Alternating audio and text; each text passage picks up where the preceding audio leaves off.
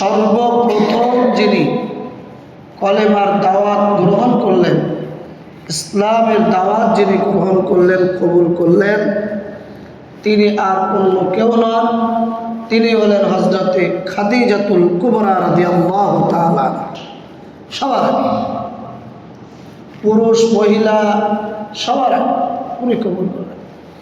ওনার পরে হযরতে আবু বকর সিদ্দিক রাদিয়াল্লাহু তাআলা কবুল করলেন।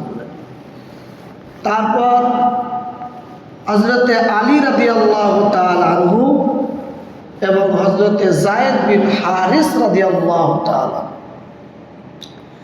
এই যায়েদ বিন হারিস রাদিয়াল্লাহু তাআলা আনহুটাকে ইনি এমন একজন ব্যক্তিত্ব সম্পন্ন সাহাবী, ইনি একজন কৃতদাস, কিন্তু কোরআন শরীফে সূরা ফাতিহা থেকে নিয়ে সূরা নাস পর্যন্ত কোন সাহাবী, হযরত আবু বকর সিদ্দিক রাদিয়াল্লাহু তাআলা, ওমর ফারুক, ওসমান গনি, হযরতে আলী, কারো নাম আপনি খুঁজে পাবেন না, কোনো সাহাবীর নাম নেই। শুধুমাত্র একটি সাহাবীর নাম আল্লাহ পাক কোরআন পাকে দিয়েছেন 22 পারায়। উনি হলেন হযরত যায়েদ রাদিয়াল্লাহু তাআলা।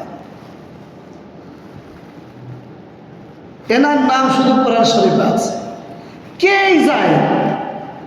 ইনি হলেন নবীজি সাল্লাল্লাহু আলাইহি ওয়াসাল্লামের 100 কৃতদাস। আসলো কোথার থেকে? আম্মাজান খাদিজা নিয়ে আসলেন। আম্মাজান খাদিজা কোথায় পেলেন? হযরত যায়েদ রাদিয়াল্লাহু তাআলা আনহু ইনি এনার আম্মার সঙ্গে ইয়ামানে বাড়ি। গত সপ্তাহের শুক্রবারের কলম পেপারে এই ঘটনাটি উল্লেখ ছিল, আমি দেখেছিলাম। ইয়ামানের বাসিন্দা মায়ের সঙ্গে আসছিলেন, রাস্তায় ডাকাতদের কবলে, দুশমনদের কবলে পড়লেন, ছিনতাই করে সব কিছু নিয়ে নিল। হযরতে যায়েদ রাদিয়াল্লাহু তাআলা ছোট মানুষ, ওনাকে বিক্রি করে দিল। বিক্রি কোথায় করে? খাদিজাতুল কুবরা রাদিয়াল্লাহু তাআলা আনহার ভাইপোর কাছে বিক্রি করে দিল। সূত্রে যেহেতু ফুবু আর ভাইপো, তাই ভাইপো ওটাকে ফুবুকে হাদিয়া করে দিল, ফুবু এটা আপনাকে হাদিয়া দিলাম। যেহেতু আম্মাজান খাদিজা রাসূল পাকের সঙ্গে বিবাহ হয়ে গেল, এই বাড়ি চলে আসলেন, উনিও যায়েদকে সঙ্গে করে নিয়ে আসলেন, যে নবীজিকে দিলেন, এটা আপনার খাদেম, আপনার সঙ্গে থাকবে। যায়েদ রাদিয়াল্লাহু তাআলা কাবা চত্বরে খেলা করছেন। ইয়ামানের লোকেরা যে বাইতুল্লাহ জিয়ারত করতে এসছে, ওরা এসে দেখলো সেখানে যায়। কেউ যায়, তুমি এখানে কেন? তুমি বললেন আমি তো এইখানেই থাকি। বলছে তোমার আব্বা মা সবাই তোমাকে খুঁজছে, তোমাকে পাচ্ছে না। এই লোকেরা গিয়ে যায়েদ রাদিয়াল্লাহু তাআলা আব্বাকে সংবাদ দিল, তোমাদের যায়েদ মক্কায় আছে এবং ভালো ফ্যামিলির কাছে আছে। তারা বেশ অর্থ, বহুল পরিমাণ অর্থ তারা নিয়ে আসলো, যাতে যায়েদকে ফিরিয়ে নিয়ে বাড়ি যাওয়া যায়। নবীজি সাল্লাল্লাহু আলাইহি ওয়াসাল্লাম হযরত যায়েদকে রাখলেন আর বললেন, শোনো, যদি যায়েদ বলে যে আপনি যায়েদের আব্বা, আপনি যায়েদের পিতা, আর যায়েদ যদি স্বইচ্ছায় বাড়ি যেতে চায়, 1 টাকাও লাগবে না, আপনি যায়েদকে নিয়ে চলে যাবেন, আপনার ছেলে আপনি নিয়ে যাবেন, তা আমার তাতে। কিন্তু ও যদি স্বইচ্ছায় না যেতে চায়, ও যদি বলে যে আমি যাবো না, সেক্ষেত্রে কিন্তু একটু কিন্তু তো অবশ্যই থাকবে। সে যদি নাই যেতে চায়, আপনি জোর করবেন কেন? তো যায়েদ রাদিয়াল্লাহু তাআলা ছোট মানুষ, বাপরে যখন দেখেছে, বাপও যায়েদকে দেখে কাঁদছে, উনিও আব্বাকে দেখে কাঁদছেন, বাপ বেটা বেশ কান্নাকান্নি হচ্ছে। এক পর্যায়ে ওনার আব্বা বললেন, যায়েদ চলো বাড়ি যাই। উনি বললেন না, বাড়ি যাবেন। কেন বাড়ি যাবেন? বলছে না বাড়ি। কেন? বলছে আমি যে ব্যক্তিটার কাছে আছি, মহা সুখে আছি, আনন্দে আছি। মানুষ জীবনে তো অনেক দেখা যায়, এমন মানুষ আমি দেখিনি, আমি যাব। নবীজি ঘোষণা দিলেন, শোনো, আজ থেকে জায়েদ অন্য পিতৃ পরিচয় জায়েদ মানুষ হবে। আজ থেকে জায়েদের পরিচয় হবে জায়েদ বিন মুহাম্মদ। জায়েদ হলো মুহাম্মদ রাসূলুল্লাহর ছেলে, রাসূলুল্লাহর সন্তান।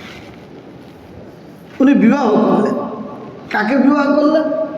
নবীজি সাল্লাল্লাহু আলাইহি ওয়াসাল্লামের ফুফাতো বোনকে উনি বিয়ে করলেন, যায়েনব রাদিয়াল্লাহু তাআলা আনহা তার নাম। এক বাড়ি থাকতে গেলে স্বামী স্ত্রী ঠোকাঠুকি হওয়াটা স্বাভাবিক। যাদের বাড়ি কোনো রকমই ঝামেলা হয় না, বাকি আল্লাহ মালিক, তো হওয়াটা স্বাভাবিক। এক জায়গায় দুজনে থাকবে, ঝামেলা হবে না এমন হয়? সেই সূত্রে যায়েদ রাদিয়াল্লাহু তাআলা আনহু এবং ওনার স্ত্রী একটু ঝামেলা হয়ে গেল। উনি শিকার নিয়ে আসলেন নবীজির কাছে, ইয়া রাসূলুল্লাহ, আমি আমার স্ত্রীর সঙ্গে সংসার করব না। নবীজি বললেন, দেখো, স্বামী স্ত্রী এক জায়গায় থাকতে গেলে ওটাও হয়, বাদ দাও, ছেড়ে দাও। মাশাআল্লাহ, উনি শুনলেন না, উনি ওনার স্ত্রীকে তালাক দিলেন। আল্লাহর পক্ষ থেকে ঘোষণা হয়ে গেল, ও নবীজি, আপনি যায়েদের স্ত্রীকে বিবাহ করে নেন। এখন নবীজি যদি যায়েদের স্ত্রীকে বিবাহ করেন, তাহলে গ্রামে গঞ্জে পাড়ায় রটে যাবে বাপ তার ছেলেকে বিবাহ করেছে। যেহেতু নবীজি ওনাকে ছেলে বলেছে, উনি নবীজিকে বাপ বলেছেন, তো ছেলের স্ত্রীকে বিবাহ, সত্যি কেমন? আমার আল্লাহ পাক সঙ্গে সঙ্গে কোরআনে আয়াত নাযিল করে দিলেন, মা কানা মুহাম্মাদুন আবা আহাদিম মির রিজালিকুম ওয়ালাকিন রাসূলুল্লাহি ওয়া খাতামান নাবিয়্যিন। মনে রাখবা, মুহাম্মদ সাল্লাল্লাহু আলাইহি ওয়াসাল্লাম কারোর পিতা নন। আরে যায়েদ যে নবীজিকে আব্বা বলেছে, তো পালক পুত্র, পোষ্য পুত্র। পোষ্য পুত্র হওয়ার অরিজিনাল পুত্র হওয়ার দুটো তো এক না। ওই পালক ছেলে তো বাপের মিরাস পাবে না। বাপ মারা যাওয়ার পরে সম্পত্তি যে ভাগ হবে, পালক ছেলে ভাগ পাবে না। বোঝা গেল ওটা অরিজিনাল ছেলে না, ও তো ডুপ্লিকেট ছেলে, পাতানো ছেলে। তো ওরা ভুরি ভুরি কত লোক কারোর বাপ বলে রেখে দেয়। আল্লাহর কোরআন এসে সার্টিফাই করে, মা কানা মুহাম্মাদুন আবা আহাদিম মির রিজালিকুম। মুহাম্মদ সাল্লাল্লাহু আলাইহি ওয়াসাল্লাম কারোর পিতা না। ব্যক্তিগত যাদের পিতা ছিলেন তাদের পিতা, বাকি এমনি আম সমাজের পিতা না। পরিচয় কি নবীজির? নবীজির পরিচয় হলো রাসূলুল্লাহ। উনি হলেন আল্লাহ রাসূল ওয়া খাতামান নাবিয়্যিন। উনি হলেন শেষ নবী। এই পরিচয়। নবীজির সন্তান কারা? নবীজির ছেলে পেলে কারা? আল্লাহ পাক আমার নবীজিকে 3টে ছেলে দিয়েছিলেন। দুনিয়ায় তারা বেশি দিন থাকেনি।